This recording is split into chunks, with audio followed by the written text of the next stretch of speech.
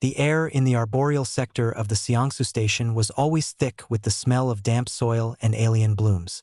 Tove found the humidity disagreeable, a film on his smooth gray skin. He was there on a routine inspection, but his primary focus was not on the health of the purple-leafed viridian ferns. It was on the human, Jay, and the creature that walked beside him. The creature was called Luna. She was not, Tove had been firmly told, a dog. She was a wolf. The distinction was vital and terrifying. Luna moved with a silence that belied her size, her paws making no sound on the path. Her fur was a mix of grays and whites, thick and wild. Her eyes, a pale and piercing yellow, scanned the environment with a calm intelligence that felt like assessment, not curiosity. When she paused to sniff a root, the muscles in her shoulders rolled under her pelt like power cables. Jay, the human, walked with a relaxed gait.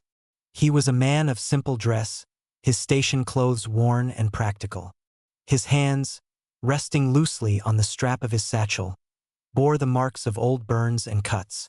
He spoke to Luna in low, soft Korean words Tove's translator did not bother with.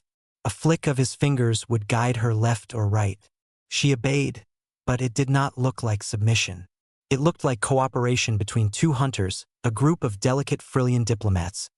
Their bodies, like crystalline reeds, shimmered in alarm and floated swiftly down a side path as Jay and Luna approached. A burly Torvak miner, whose hide was as tough as rock, instinctively stepped off the path, giving the wolf a wide, respectful berth. The station's rules allowed approved fauna, but the galaxy's instincts were older than any rule. They all saw the predator. Tove could bear it no longer. His own logical, orderly mind rebelled against the chaos this animal represented. He stepped onto the path, his two long fingers held up in a gesture of formal interruption. Jay, a moment, please. Jay stopped and smiled. It was a warm smile, which Tove had learned did not always mean warmth. Administrator Tove, enjoying the greenery? I am attempting to enjoy a secure environment, Tove said, his large black eyes fixed on Luna. Luna sat, her gaze moving between Tove and Jay, her tongue lolling slightly. The sight of her teeth made Tove's nerve clusters tighten. This companion, Luna, her presence continues to cause disruption. The Frillian delegation has filed 3 complaints this cycle alone. They're scared of their own shadow, Jay said, still smiling. He did not apologize. It is not an irrational fear, Tove insisted, keeping his tone diplomatic but firm. He gestured toward Luna. She is a predator, Jay. Genetically, physiologically, psychologically. Her bite force is calculated to be sufficient to sever a limb. Her senses are tuned for tracking and hunting. She is, by any sane metric, a perilous creature. Jay crouched down, rubbing the thick fur of Luna's neck. She leaned into the touch. She's also loyal and smart. She wouldn't hurt anyone on this station. You cannot know that. Instinct is a powerful, unpredictable program. It's not just instinct, Jay said, standing up. His smile faded into something more serious. It's bond. It's trust. We've been together for years. She's family. Tove processed the word. Family implied a deep, irrational connection that overrode logic and safety. It was the core of the problem.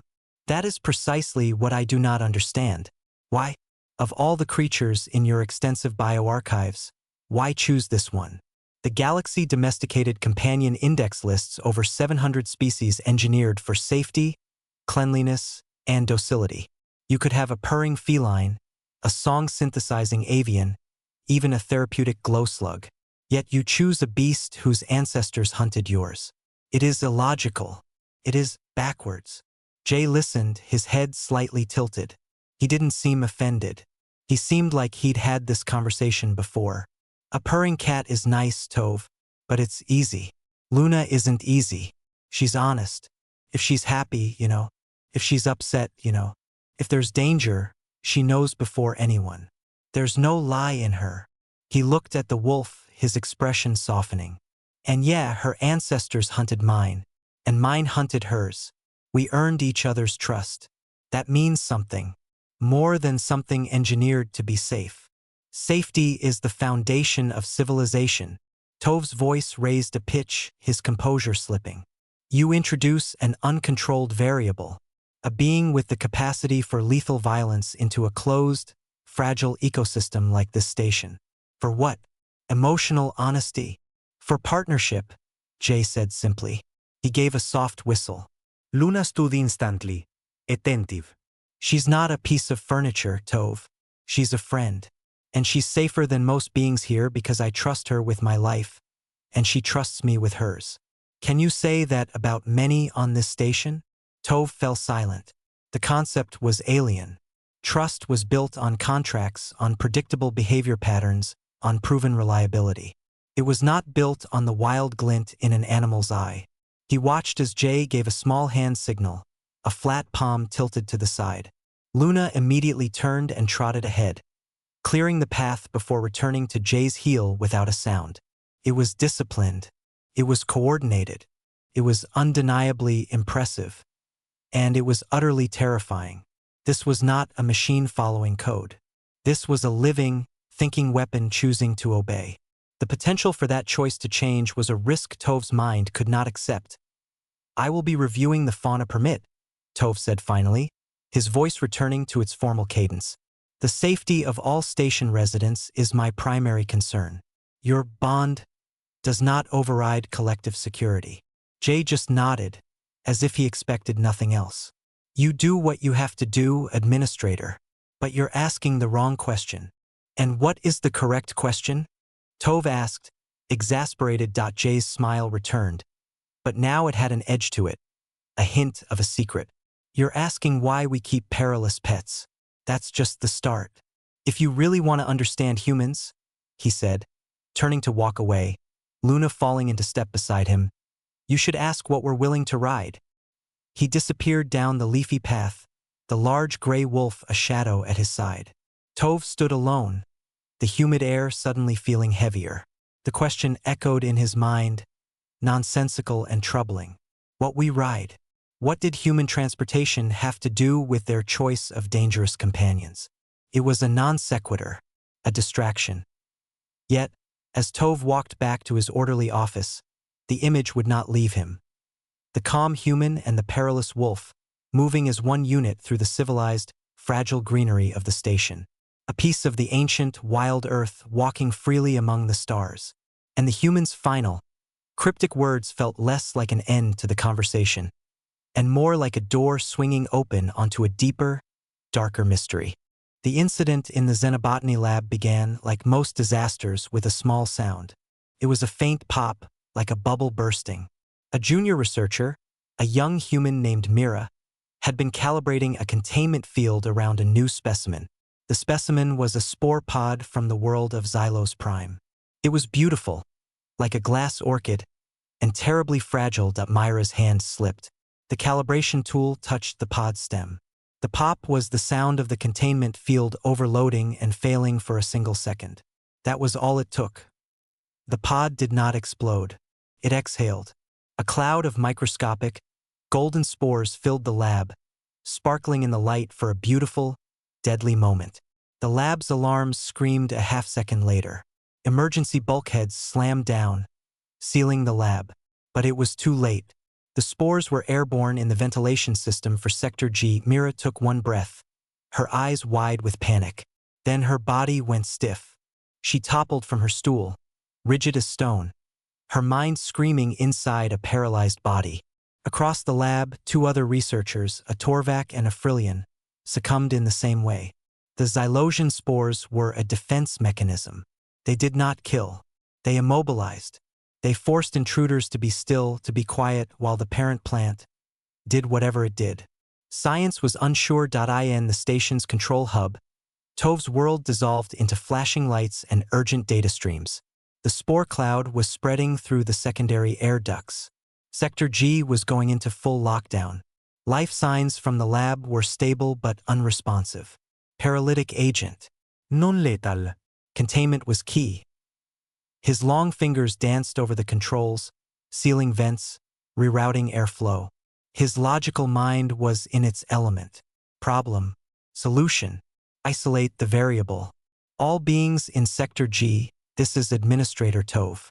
A biotic contaminant is present. You must shelter in place. Do not move.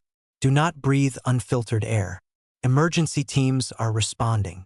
He repeated the message in 3 galactic common tongues. He thought of the human, J. His station log showed J was in his quarters in Sector G, directly adjacent to the compromised air ducts. A human would be vulnerable to the spores. Tove felt a twinge of what might have been concern, quickly buried under procedure. J was another variable to secure. Then the air vent above Tove's own console hissed. A fine, shimmering mist of gold dusted out, carried by the last gasp of the old air current before Tove sealed it. He saw it. He tried to hold his breath. It was no use. The spores were on his skin. In his eyes, a cold stiffness crawled up his limbs. It was not painful. It was terrifying. His body became a prison. He slumped forward in his chair, his wide black eyes staring, unblinking, at the storm of alarm lights on his screen. His mind was a trapped, racing thing. He could not call for help. He could not move a finger. He was a statue in the heart of the crisis, utterly helpless. Across the station, in his small quarters, Jay heard the alarm. He was cleaning a piece of old machinery, his hands black with grease. Luna was lying on a mat by the door, her head on her paws.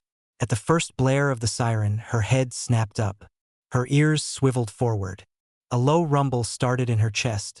Not a growl, but a sound of deep attention. Jay listened to Tove's shelter-in-place order. He heard the strain in the Zarkon's translated voice. Sector G. Lockdown. Biotic contaminant.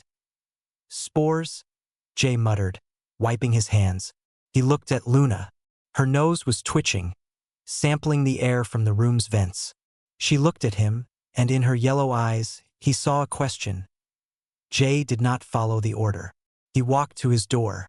The control panel was red. Locked. Standard procedure. He peered through the small viewport. The corridor outside was empty, but a faint, golden haze seemed to drift in the air near the ceiling vents. He turned back to Luna. He knelt in front of her, putting his face level with hers. He spoke in slow, clear Korean. Find Tove. The gray one. The tall one. His room. The control place. Find him. Understand? Find Tove. Luna stared into his eyes. Her nostrils flared. She knew Tove's scent. The unfamiliar, dry smell of the Zarkon administrator. She knew the path to the control hub. Jay had taken her there once to argue her permit. Jay moved to a small panel on the wall. It was not an official station feature. It was something he had installed himself, a manual override for the door's secondary latch, a habit from living on ships where power failed. He pried it open, pulled a lever. With a heavy clunk, the door's magnetic seal broke. He could push it open a hand's width. It was enough. He looked at Luna. He gave a sharp, single nod. Luna did not hesitate. She squeezed through the opening, her body fluid and strong. She vanished into the golden-hazed corridor. Jay pushed the door shut, the seal re-engaging. He could only wait. He trusted her. It was the same trust he had spoken of. It was not blind. It was built on 1,000 days of partnership. She knew her job. Luna ran. She did not breathe deeply. Her nose was close to the floor, where the air was clearer. She moved with a speed that was silent and sure. She passed doorways, intersections. She saw a Frillian, frozen in place like a crystal statue in the middle of the hall. She did not stop. Her mind was not human, but it was sharp. It mapped the station by scent and memory. The chemical smell of cleaning agents. The oily scent of machinery. The faint food smells from the mess hall. And over it all, the new, sweet, dangerous smell of the golden spores. And her target. The dry, papery, anxious scent of Tove. She reached the main doors to the control hub. They were sealed tight, red lights glowing. Luna sat. She tilted her head. She could smell Tove strong, just on the other side. And she could smell his fear, a sharp chemical change in his scent. The door had an emergency manual release. A large red lever, meant to be pulled down by a being with hands. Luna stood.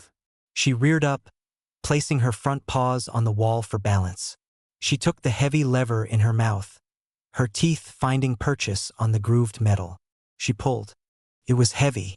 Her neck muscles corded with effort. The lever gave an inch, then another. With a final, straining yank, it clanged down. The door seals hissed and parted. Luna pushed inside. The control hub was a cave of blinking lights and silent screens. And there, in the central chair, was Tove. He was frozen, his posture slumped, his eyes fixed ahead. To Luna, he smelled of terror and spores. She approached him. She nudged his hand with her nose. It was cold and unresponsive. A low whine escaped her throat. She understood stillness, but this was wrong. This was the stillness of prey. Her instructions were clear. Find Tove. She had found him. But the danger was here in the air. She had to move him. She seized the sleeve of his tunic in her teeth. She braced her powerful legs and began to pull. Tove's chair was on rollers. It moved. Slowly, inch by inch, the large wolf dragged the paralyzed administrator away from the console, away from the still-venting spore cloud. She pulled him across the room, toward a smaller, sealed door marked Clean Air Shelter. It had a simple, large button. Luna released his sleeve. She looked at the button, then at Tove. She bumped the button firmly with her head. The door slid open, revealing a small, white room with its own air supply. With one more great effort, she gripped Tove's tunic again and hauled him over the threshold. She followed him in, then turned and hit the interior button with her snout. The door closed, sealing them in. The clean air vents whirred to life. Luna stood over Tove, panting, her sides heaving. She licked his cold hand once, a gesture of reassurance or investigation. Then she sat down beside him, her body warm against his, her head up, ears alert, guarding the door. Her job was not finished. She had found him. Now she would stay with him. Inside his paralyzed shell, Tove's mind was screaming. He had seen the golden haze. He had felt the stiffness take him. He had heard the door open. He had felt the tug on his sleeve, the sensation distant but real. He had seen the blur of gray and white, the flash of yellow eyes. The predator was here. In his last conscious thought, he was certain he was about to be eaten. Then he felt the warm, solid weight against him. He felt the slow, steady rhythm of the animal's breathing. He heard the soft whine. He was not being consumed. He was being guarded. The logic of it was absolute, and it shattered his understanding. The perilous creature, the illogical pet, had not followed its instinct to flee the danger or exploit helpless prey. It had navigated a crisis, operated machinery, and performed a targeted rescue. It had calculated. It had chosen. As the clean air began to slowly break down the spores in his system, the first sensation to return to Tove was not touch or movement. It was awe, and a deep, humbling fear that had nothing to do with teeth. The world returned to Tove in slow, tingling waves. First was sound, the hum of the clean air unit, a steady, mechanical breath. Then, a warmer, softer sound nearby, the rhythm of another being's lungs. Next was smell, the sterile scent of filtered air, and under it, the wild, earthy smell of fur and dry leaves. Finally, feeling came back. A heavy warmth pressed against his side. He could move his eyes. He looked down. Luna was there. She was sitting upright, pressed close to him where he lay on the floor of the shelter. Her head was turned toward the sealed door, her ears pricked forward, listening to the chaos beyond. She was a statue of attention, a sentinel made of muscle and pelt. She did not look at him, but her very presence was an undeniable fact. Tove tried to move a finger, twitched. A low whine escaped Luna's throat. She turned her head, those pale yellow eyes looking directly into his. She leaned down and nudged his hand with her wet nose once, as if checking. Then she returned to her watch. It was a simple gesture. It was not the action of a machine performing a rescue protocol. It was the action of someone checking on a friend. Strength flowed back into Tove's limbs, a painful pins and needles feeling. He pushed himself up slowly, his body stiff. Luna shifted to give him room but stayed close. Her tail gave a single, slow thump against the floor. Timp. The shelter door hissed open. A medical team in full environmental suits stood there, their tools ready. They froze when they saw the scene.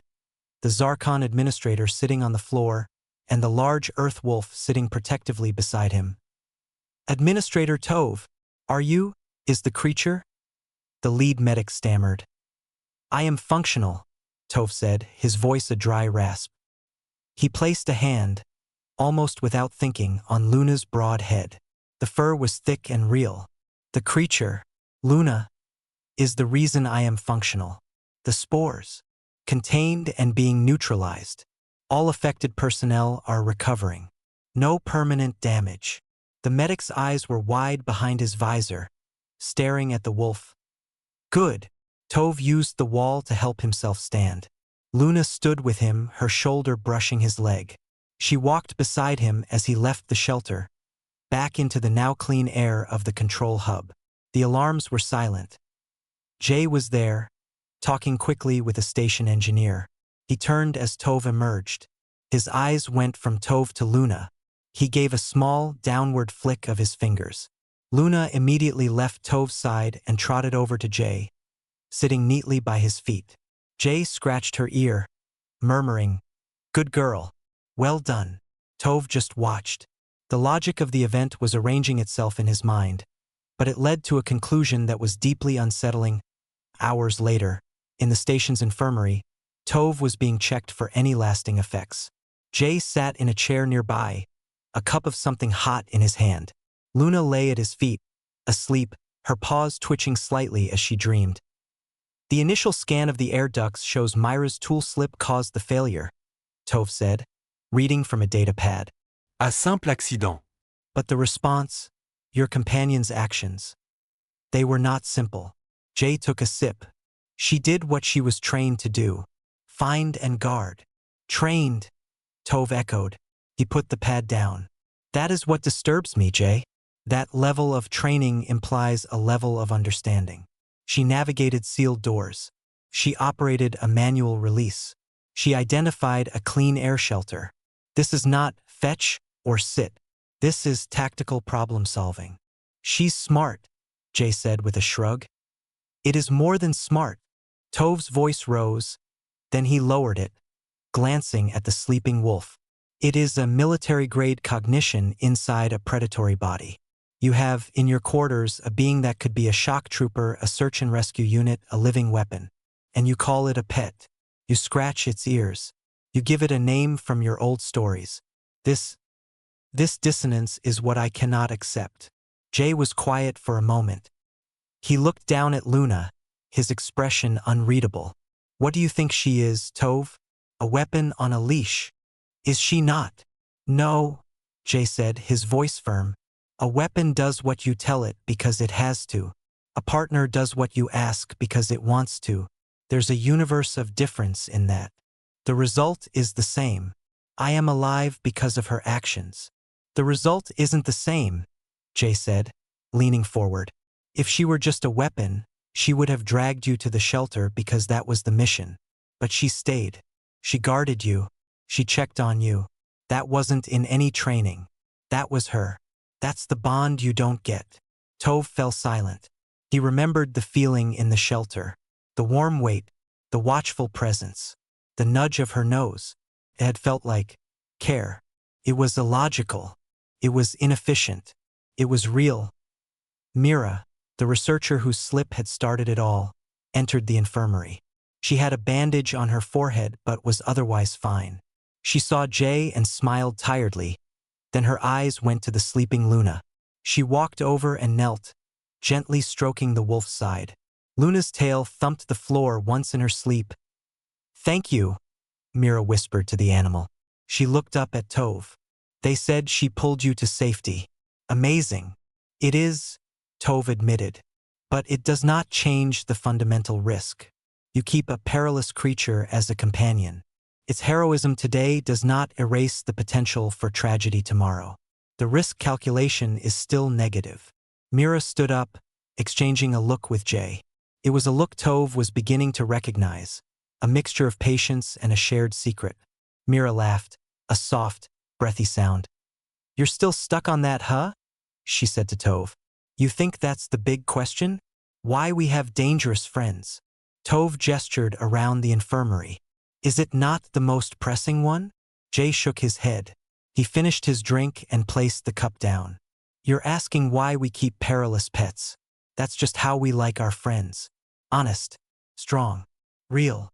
He leaned back, folding his arms. "If you want to understand why we are the way we are, you're asking the wrong question." A flicker of the memory from the arboreal sector returned to Tove. Jay's cryptic words. "You should ask what we're willing to ride."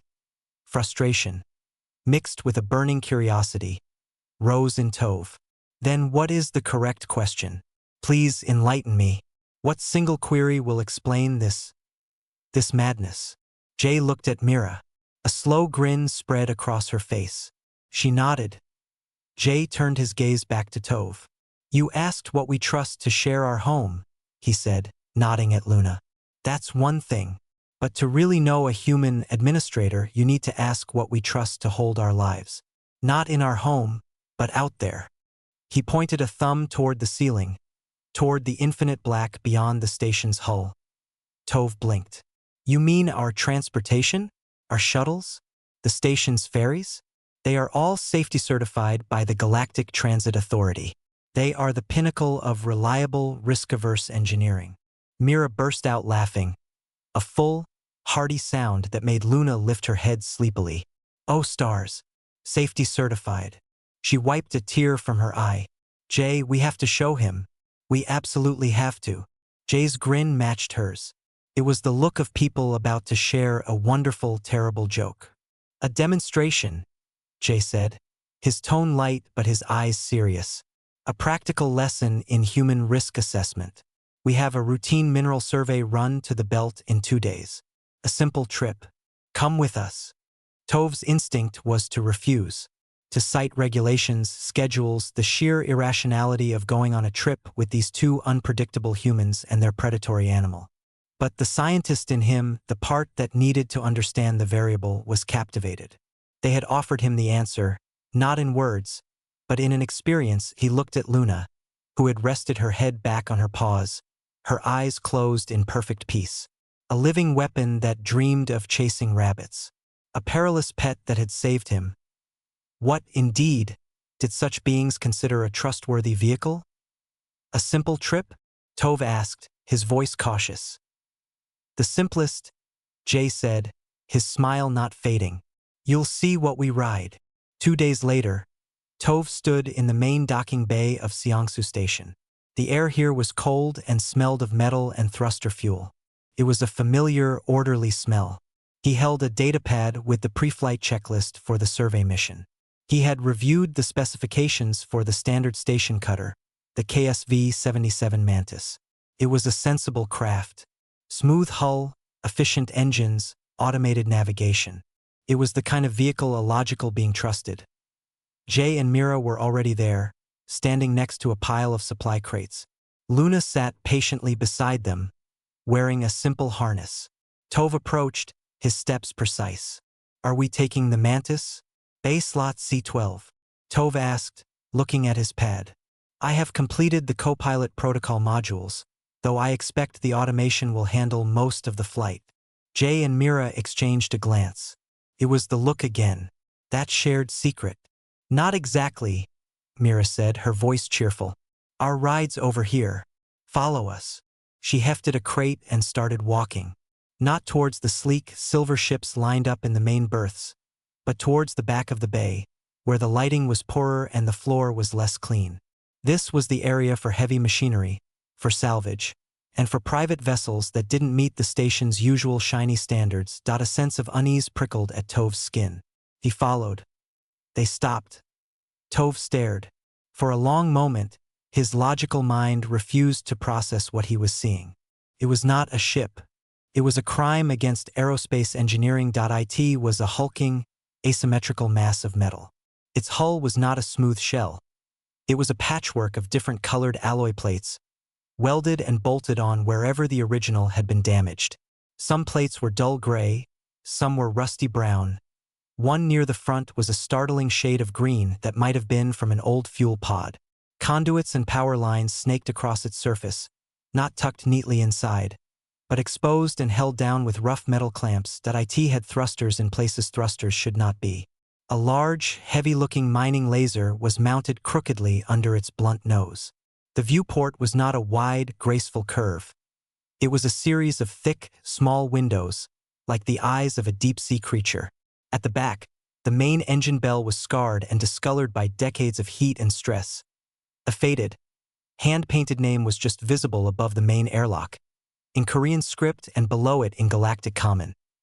Gaichin.it made a sound.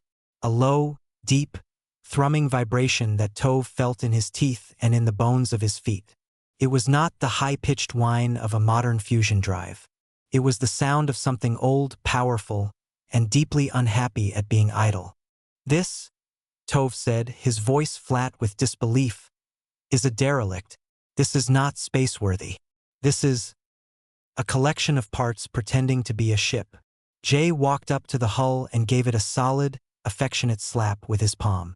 A dull clang echoed. This, he said, pride in his voice, is home. Meet the Gaichin. Home, Tove echoed. He looked from the monstrous ship to the wolf, Luna, who seemed completely at ease. The connection was immediate and horrifying. The perilous pet and the perilous ship, both wild, both untamed, both loved by these humans. You live on this? You go into the vacuum in this? 12 years and counting, Mira said, walking up the rusty metal ramp to the open airlock. She's never let us down. Let you down is a subjective term, Tove said, following cautiously. The ramp felt less than solid under his feet. The failure rate on patched hull plating is exponentially higher.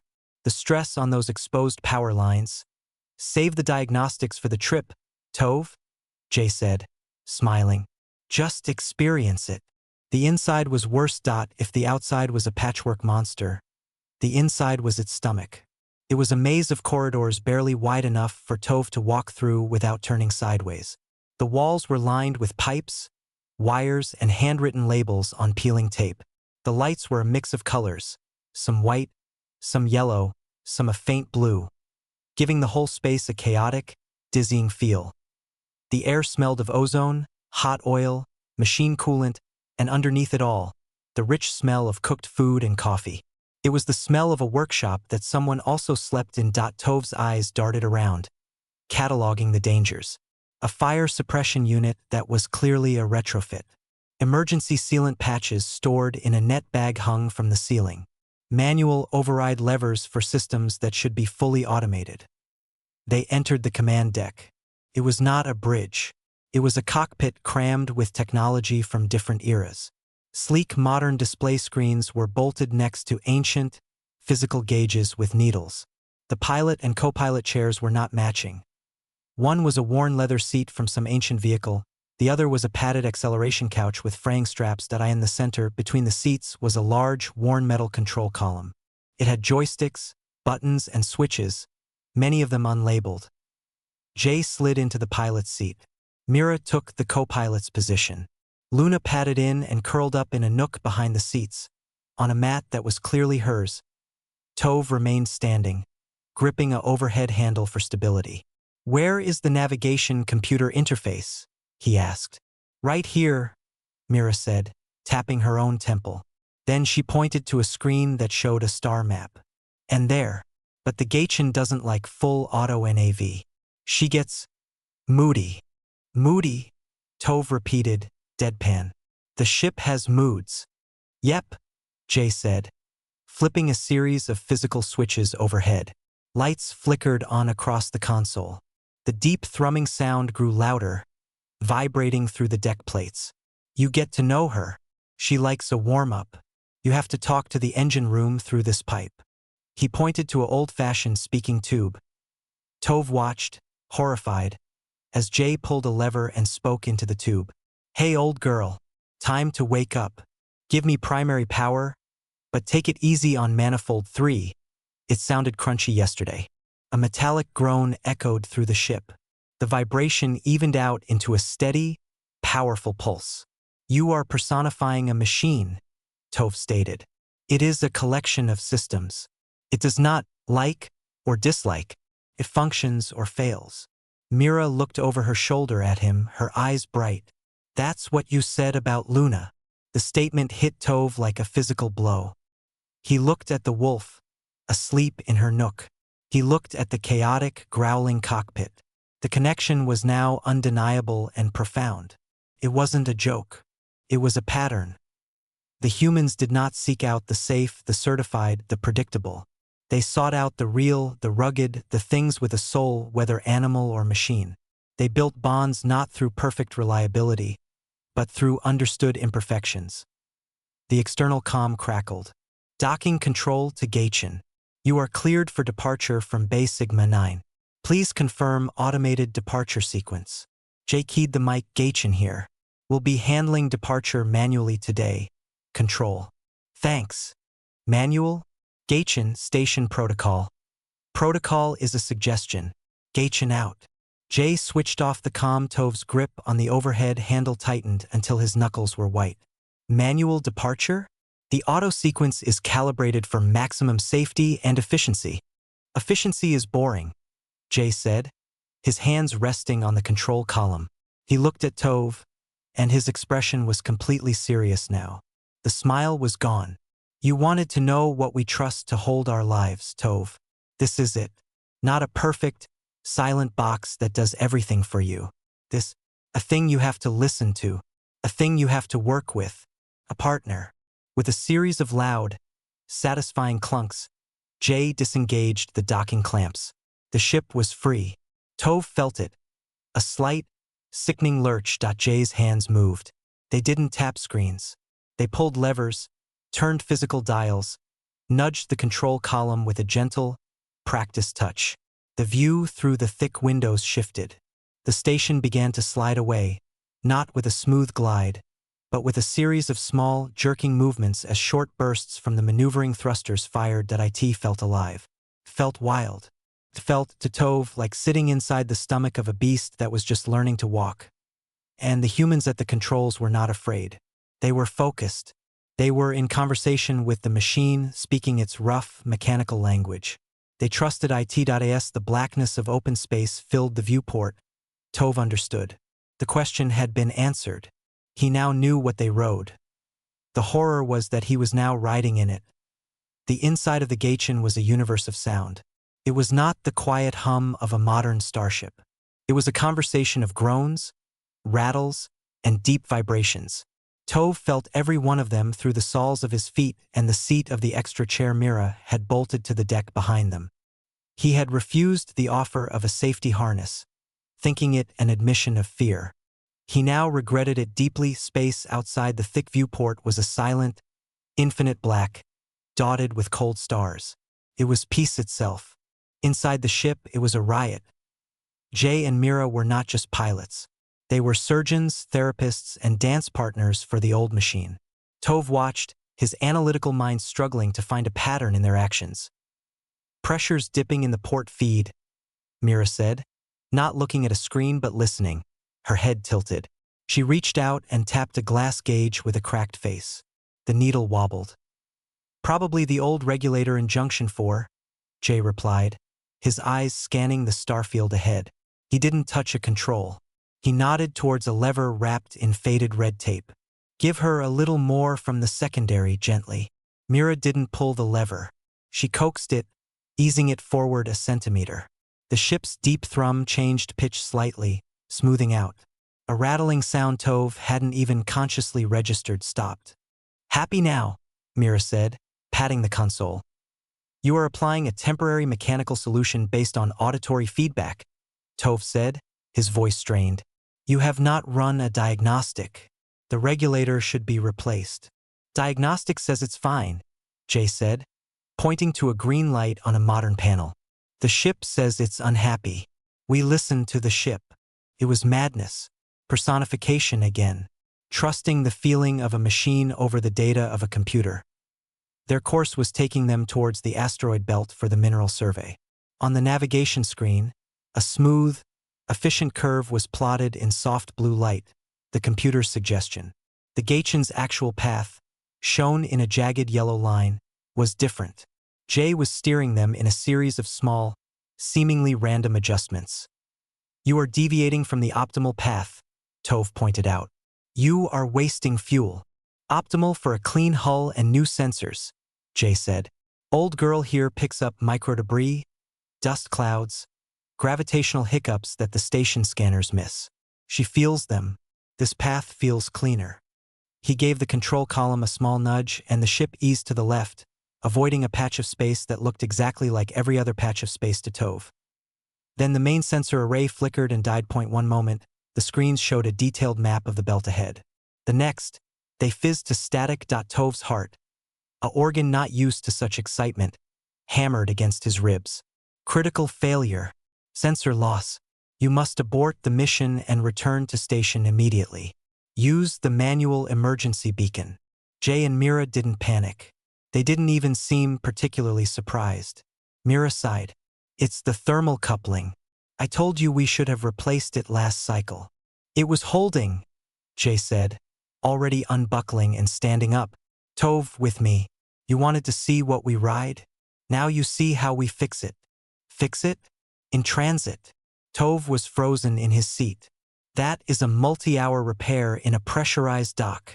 Or a 10-minute one in the access crawlway, Jay said, pulling a toolkit from under his seat. Come on. Mira, you have the stick.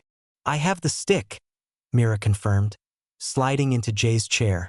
Her hands settled on the controls, and her posture changed. She was now the one listening to the ship's heartbeat, helpless, and more afraid of being alone on the chaotic command deck. Tove followed Jay. They moved into the narrow, pipelined corridor. Then Jay opened a small, heavy hatch in the floor. A wave of hotter air, smelling of oil and electricity, wafted up. A ladder led down into darkness.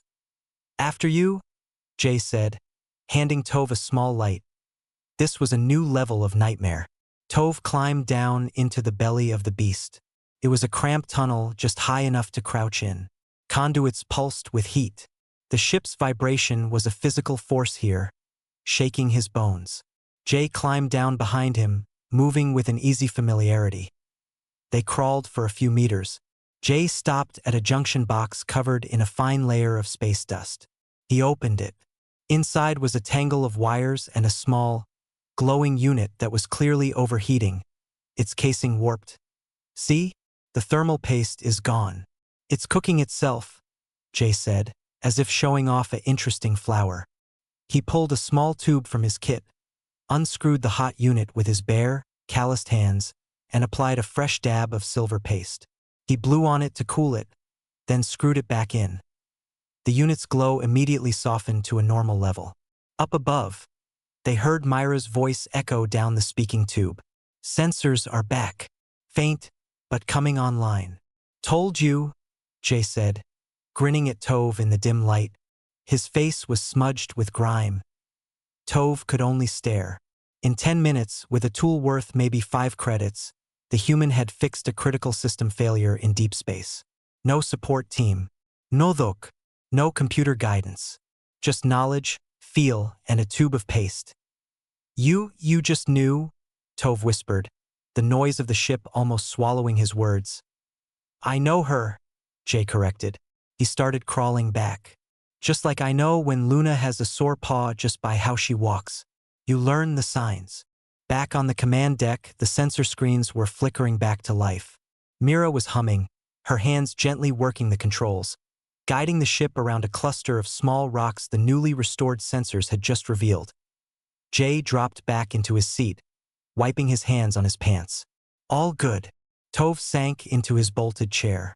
The fear was still there, a cold knot in his stomach, but it was now mixed with something else. A dawning, terrible respect. This was not incompetence. This was a different kind of competence entirely.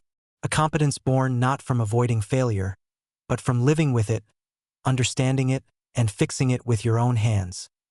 The Gaichin was not safe. It would never be safe, but it was, in its own ragged, snorting, leaking way, profoundly reliable.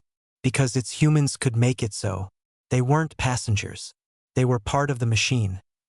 The asteroid belt loomed larger in the viewport, a field of tumbling stones and shadow. The computer's smooth blue path cut straight through a wide, clear lane. Jay looked at it, then at Mira. He shook his head. Nah, too straightforward. Let's take the scenic route. Tove needs the full experience. Myra's grin was fierce. I thought you'd never ask. Jay's hands closed on the control column. He switched off the main navigation computer with a decisive click. The smooth blue line vanished from the screen. Manual approach, Jay announced, his voice calm. Mira optical only. Give me the rock cam. A screen flickered to life, showing a grainy, black and white image from a camera mounted on the ship's nose. It was a primitive, direct view. Tove's blood went cold. You are turning off the collision avoidance systems. You are navigating a dense asteroid field with a visual feed from a camera that is, by its wear, at least 30 years old. Best way to see, Jay said. His eyes locked on the grainy screen. You feel it. In here. He tapped his chest. The Gaichin lumbered into the belt. The first asteroid, a lump of pockmarked rock the size of a station shuttle, tumbled past the viewport, terrifyingly close. Jay didn't flinch. He nudged the control column, and the ship groaned as it tilted, sliding past the rock with meters to spare. Then another came. And another. Jay and Mira worked in perfect, unspoken sync. Mira called out vectors and gaps in a shorthand Tove couldn't follow. Rock, 3 high, drifting left. Clear lane behind the big spinny one. Jay's hands moved constantly, small adjustments, bursts of thruster fire. The ship responded not with grace, but with a stubborn, powerful will. It was the most terrifying thing Tove had ever witnessed. It was also, in a way he could not deny, beautiful. It was a dance between two humans and a ton of angry, ancient metal, moving through a deadly field of stone to a music only they could hear, the song of the ship, the whisper of the rocks, the rhythm of their own trusted hearts. Tove understood now, completely. The question was answered. What did humans ride? They didn't ride vehicles. They rode partners. They chose the wild thing, the old thing, the thing that needed them, and in that need they found a trust deeper than any safety rating. They climbed into the belly of the beast, not as masters, but as crew. As family. As the Gaichin powered through the heart of the asteroid belt, Tove closed his eyes. He didn't need to see. He could feel it. The truth was in the vibration, in the groans, in the steady, unafraid breathing of the humans at the controls. He was not just in a ship. He was inside the human soul, and it was a loud, messy, glorious, and perilous place. The dance through the asteroid belt was a slow, thunderous ballet. For Tove, it was a relentless assault on every principle of safety he held dear. He watched the gray, pockmarked faces of tumbling mountains drift past the thick viewport, close enough to see the cracks in their surfaces. Each near miss was a silent, heart-stopping event that Jay and Mira treated as routine. Jay's hands were never still. They moved over the control column with small, firm pressures, like a rider guiding a massive animal by the reins. His eyes flicked between the grainy rock cam feed and the star-flecked blackness beyond the window. Drift, left and high, Mira said, her voice calm. She wasn't looking at the danger. She was reading a secondary screen showing gravitational eddies. The big one's wake is pulling debris. Jay grunted in acknowledgement. He didn't tap a button for a course correction. He pushed a long, worn lever forward with his shoulder, holding it there. The ship responded with a deep, shuddering groan as lateral thrusters fired. The asteroid, a jagged monster the size of a landing bay, slid past on the right. A spray of tiny pebbles, its trailing children, pattered against the hull like hard rain. Tove flinched at every impact. The hull integrity is fine, Mira finished, not unkindly. Those are just whispers. If it was something serious, you'd hear a different song. A deeper knock. They spoke of the ship as if it were singing to them. And worse, Tove was beginning to understand the chorus. The normal vibrations were a steady, grumbling hum. The thrusters added a higher-pitched whine. But a new sound was threading through the noise now. A faint, a regular tap-tap-tap from the starboard side. Like a loose cable hitting a pipe in rhythm with the engine pulsed. Jay's head tilted. Hear that? The tapper, Mira said. Yeah, it's new. Not critical. Might be the lateral feed conduit. The clamp's worn. We'll check it after the scan. They diagnosed a potential mechanical fault by sound while navigating a deadly obstacle course. Tov's mind, trained for clear data and procedure, was drowning in this ocean of instinct and feel. Why are you doing this? Tove finally asked, his voice tight. The computer's path was clear. Safe. This is unnecessary risk. Jay didn't look away from his work. Is it risk? Or is it practice? He spun the control column, and the Gaichin slid sideways, slipping through a narrow gap between two spinning rocks. The safe path teaches you nothing. This teaches you everything. Teaches you the ship's limits. It teaches you to trust your hands and your friend's eyes. When something really goes wrong out here, there's no clean lane. There's just you, the rock, and what you know. Mira pointed ahead. Survey zone, patch beta 7. Looks a bit cluttered. The designated area was not a clear field. It was a messy knot of asteroids, some locked in a slow, chaotic dance around each other.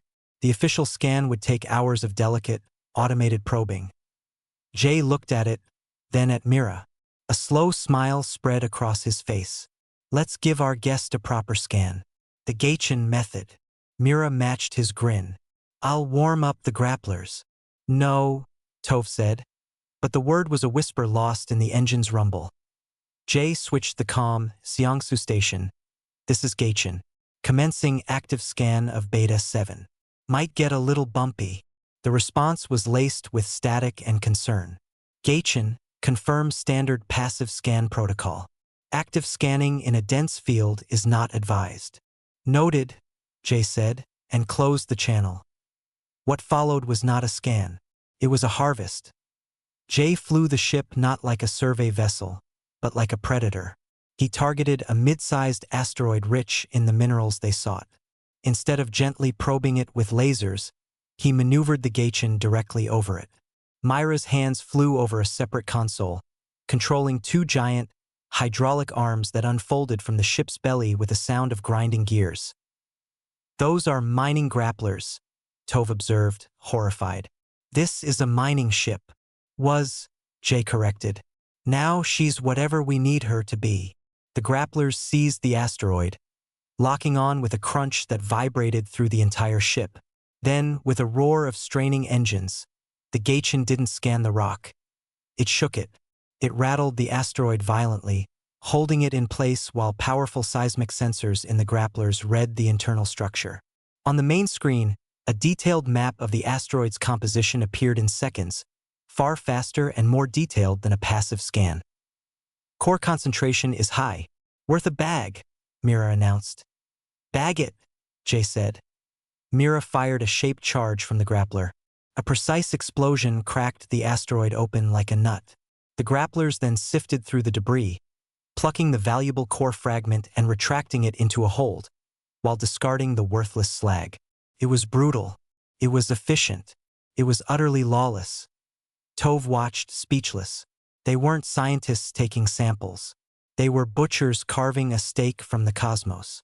The Gaichin was no longer just a ship. It was a tool, an extension of their will, loud and dirty and devastatingly effective. The operation drew attention. The violent maneuvering and the explosion disturbed the delicate balance of the field. A wave of debris, shaken loose from other asteroids, now drifted towards them. A cloud of shrapnel moving with silent, deadly intent. The sensor alarm finally blared, a raw, loud sound. The screen showed the approaching cloud. Too wide to avoid. Debris cloud. Impact in 40 seconds, Mira said, her comm finally cracking into focused intensity. Shields? Tove asked, knowing the answer. What shields? Jay said, his hands tightening on the controls. We've got hull. And maneuver. He looked at the cloud, then at the tumbling asteroids around them. His eyes narrowed, calculating not with numbers, but with spaces and angles. Mira, the big wedge-shaped one at 2 o'clock. We're going to use it. Use it, Tove exclaimed. It's a roof, Jay said simply. He pushed the engines hard. The Gaichin bellowed in protest, lurching forward towards a massive, sloping asteroid. He flew not away from the debris cloud, but towards its edge, sliding the ship underneath the overhang of the giant wedge rock just as the leading edge of the cloud arrived. The sound was unlike anything Tove had heard. It was a hellish drumming, a continuous ping-zing crash as the debris ricocheted off the upper surface of their rocky shelter. The ship vibrated like a bell. Smaller fragments made it under the edge, scraping along the hull with screeches that set Tove's teeth on edge through the viewport. He saw the deadly glitter of shattered stone bouncing off the rock above them. They were hiding, using the environment itself as armor.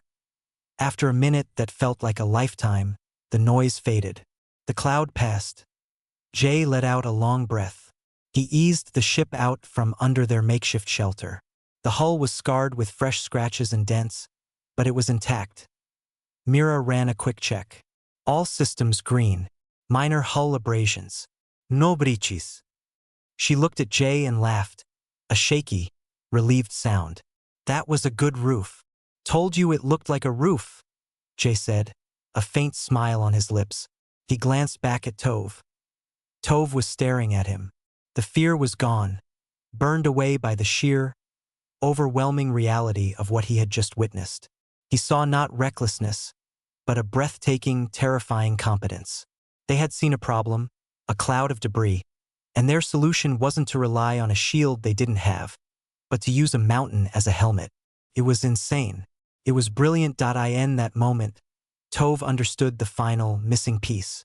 The wolf, Luna, was loyalty forged from ancient wildness. The ship, the Gaichin, was survival forged from stubbornness and grit. Both were perilous. Both demanded a partner's understanding. Both would fail without it. Humans didn't conquer the wild. They conspired with it. They took the dangerous, the old, the untamed, and they made it family.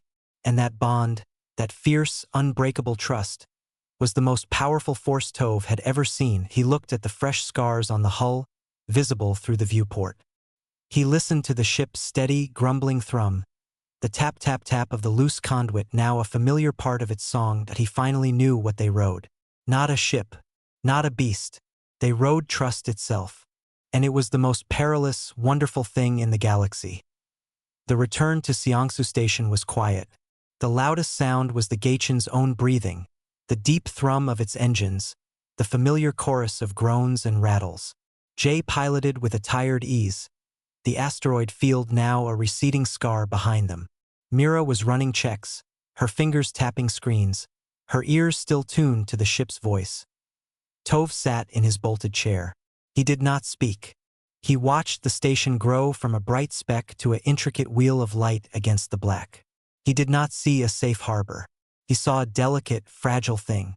Its smooth, silent ships suddenly seemed like toys. The docking request was approved with clear reluctance from control. The Gaichin lumbered into its assigned bay, Sigma 9, with a series of jerking thruster bursts and one final, metallic sigh as the docking clamps locked on. The main power cycled down. The deep vibration faded to a gentle hum, then to silence. The sudden quiet was a physical thing. It was the silence of a great beast falling asleep. For a long moment, no one moved. Then Jay unbuckled and stretched, his back popping. Luna stood up from her nook, shook herself, and yawned, showing a formidable set of teeth. The normalcy of it was surreal. Tove unclenched his hands from the arms of the chair. His joints were stiff. He stood, his legs unsure. He followed Jay and Mira down the clanging ramp, back into the sterile, cool air of the docking bay. The station lights felt too bright, the air too thin and scentless. Mira slapped the hull of the Gaichin once, a fond farewell. Good run, old girl. She walked off towards the debriefing office, calling over her shoulder. See you at mess, Jay. Try not to scare the administrator any more today. Jay smiled and began checking the external docking seals, his hands running over the fresh scratches and dents with a mechanic's care. Tove stood on the clean bay floor, looking up at the ship. It looked even worse under the bright lights. It was a sculpture of hardship and repair. It was ugly. It was beautiful. He then looked at Luna, who sat by Jay's feet, her intelligent eyes watching the bay's comings and goings. The wolf and the ship, two sides of the same human coin. Jay finished his check and turned, wiping his hands on a rag. He saw Tov's expression. He didn't smile. He just waited. Tove opened his mouth. He wanted to cite regulations. He wanted to file a report about the unshielded hull, the manual navigation in a hazard zone, the use of mining equipment for survey work. The words lined up in his logical mind, clean and precise. They died before they reached his lips, that he saw the deep scratch along the green hull plate, where debris had skimmed them under the asteroid's roof. He heard, in his memory, the tap-tap-tap of the loose conduit, a sound Jay had already identified and would now fix. He felt again the absolute, unshakable trust in the cockpit, a trust not in perfection, but in capability. "It is," Tove began, his voice rough. He tried again. "The Gatchen. It is home," Jay finished softly. Tove nodded slowly. That was the word. It was not a transport. It was not a machine. It was the place they belonged, precisely because it was imperfect and needed them. It was the wild thing they had tamed by loving it, by understanding its every groan. "And Luna?" Tove asked, looking at the wolf. "Also home," Jay said. He crouched and rubbed Luna's neck. She leaned into him. "The wild that chooses to walk beside you. That's the only kind of wild that matters." The final connection snapped into place in Tove's mind, bright and clear. The perilous pet, the perilous ship. They were not separate mysteries. They were the same answer to a question the galaxy had never thought to ask. He walked closer to Jay, his steps deliberate. He looked from the man to the animal to the ship. "I asked the wrong question," Tove said, the realization flowing through him like calm water. "I asked why you keep perilous pets. That is just the surface. That is just how you like your friends. Honest, strong, real." Jay nodded, watching him. "You do not seek to tame the universe," Tove continued, his thoughts becoming words as he spoke them. "You do not build perfect, silent boxes to live in. You find the wild, the rugged, the true thing, whether it has a heart that beats," he looked at Luna, "or an engine that thrums," he looked at the Gatchen. "And you build a bond. You do not ask it to become safe. You ask it to become family. And in return, you give it your trust. You give it your life." He met Jay's eyes. "That is what you ride. That is what you live with. You ride trust itself. It is the most dangerous thing to ride, because it can fail. But when it holds..." He thought of the wolf dragging him to safety. He thought of the ship using an asteroid as a shield. When it holds, it is the strongest thing in existence. Jay's serious expression finally broke into a warm, genuine smile. It was not the smile of someone who had won an argument. It was the smile of someone finally understood. "Now you get it," he said, simple and true. Tove looked back at the Gatchen one last time. He saw it now. Not a derelict, but a companion. Not a collection of failures, but a tapestry of solutions. A thing kept alive by will and care and grease-stained hands. A partner in the dark. He thought of the smooth, silent, perfect ships of his people. They never broke. They never argued. They were supremely safe. And no one ever patted their hull when they landed. No one knew their sounds. No one loved them. He felt a sudden, profound pity for anyone who had never heard the song of an old engine, or felt the warm weight of a loyal predator at their side. "Your way. It is not inefficient," Tove said, the admission freeing him. "It is deeper. It is a different kind of efficiency. The efficiency of resilience. Of love." Jay chuckled. "We don't usually say it that fancy. We just say she's a good ship, and she's a good girl." He stood up. "You coming to the mess? The food's terrible, but the company's honest." Tove considered the sterile, orderly quiet of his own quarters, the predictable routine, the perfect safety. It felt, for the first time, incredibly empty. "Yes," Tove said. "I believe I will. As they walked, Luna fell into step between them. Tove did not flinch. He looked down at her. He slowly, carefully, reached out a hand. Luna sniffed his fingers, then nudged his palm with her nose. It was an acceptance. They walked out of the docking bay, the Zarkon administrator, the human engineer, and the wolf, leaving the old ship to sleep in its berth. Around them, the station hummed with its quiet, safe, orderly life. But Tove heard a different sound now. Underneath the silence, he thought he could hear, if he listened closely, the faint, distant, and glorious noise of other old ships singing their songs. And in that noise, he finally understood humanity. They did not fear the perilous.